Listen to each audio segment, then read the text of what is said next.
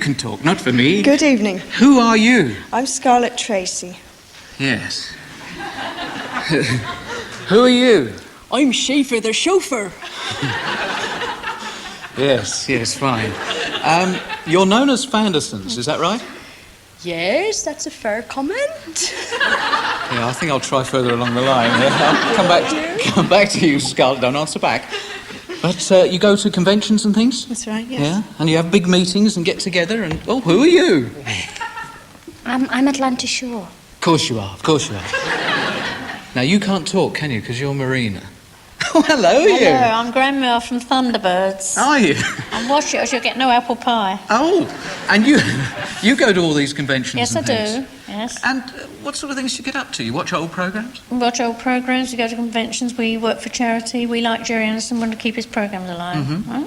Why exactly are you involved as Fandersons rather than, say, as Trekkies for Star I'm Trek? a trekker also, sir. Oh, are you? Not a trekkie, please. Trekker? Yes. Ah, so you like Star Trek as well I as do. Anderson things. Does everybody like the Star Trek? So Yes. you could be Trekkies as well. Trekkers. I can't get it right. It was quite a series, and it was a series that, of course, was all about peace. It was all about tranquility, as we will see in this clip from Thunderbirds. We're closing in on him, m'lady. Good, Parker.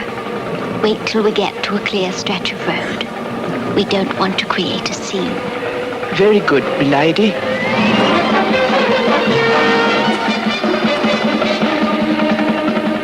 Go ahead, Parker.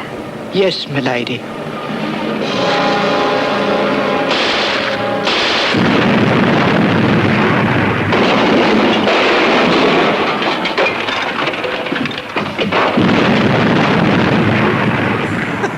Gerry Anderson, that's all a bit violent, isn't it?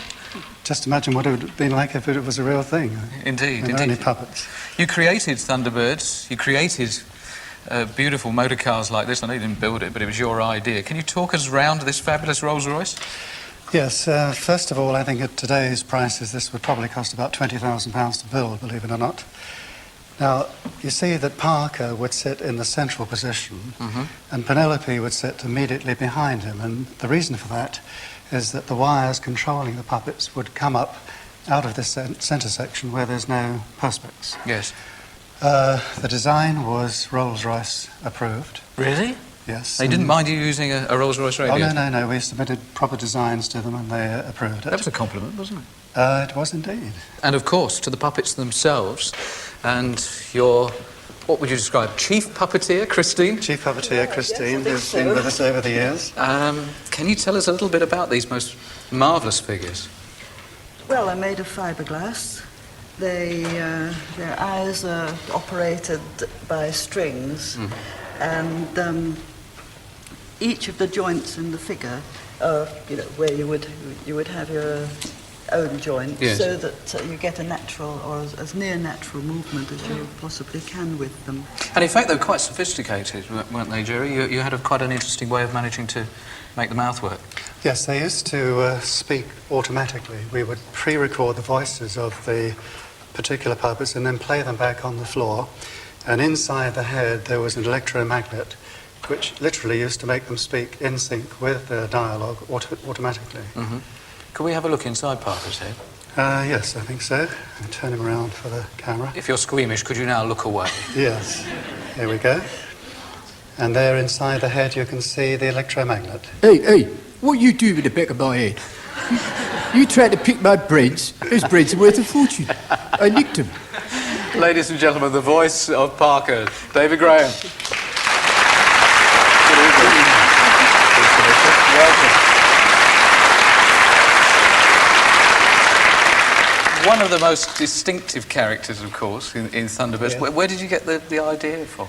Well, when the series was being planned, Gerry took me to a restaurant for lunch in Cookham, right near the studio, and there was an old retainer-type waiter there who Gerry told me used to work for the royal household, and I think it was the Duke of Windsor. And we got him going, and he said, well, what was he like? He said, he was a He was a lovely bloke, you know. He was a real gent, you know. He don't make look like that anymore. Would you like to see the waiting list? Well, I looked at Gerry and he said, this is how Parker came about. That's really how it started, Parker. Yeah. So Happy we went days on- for you? Very, yes, very happy days. Great. Will we ever see these characters again? Well, it's funny you should say that, but we are at the moment in the early stages of pre-production on a new series of Thunderbirds, which I hope will be on the air next year. No deal has yet been done with a TV company, so it could even be here on BBC. Well, my price has gone up, you know. I believe it. Yes, it's gone up. I'll be your agent. Yes, thank One you. last word. What do you feel about these enthusiasts behind us? Well, I mean, you know, I can only be grateful that they follow me around and support me. I'm always a little nervous doing this sort of thing, and it's just great for me to have them there, sort of like cheerleaders. And it doesn't worry you that they're great fans of Star Trek as well? Yes, it does. It does. I shall sort that out after the In programme. which case, beam them up, Scotty!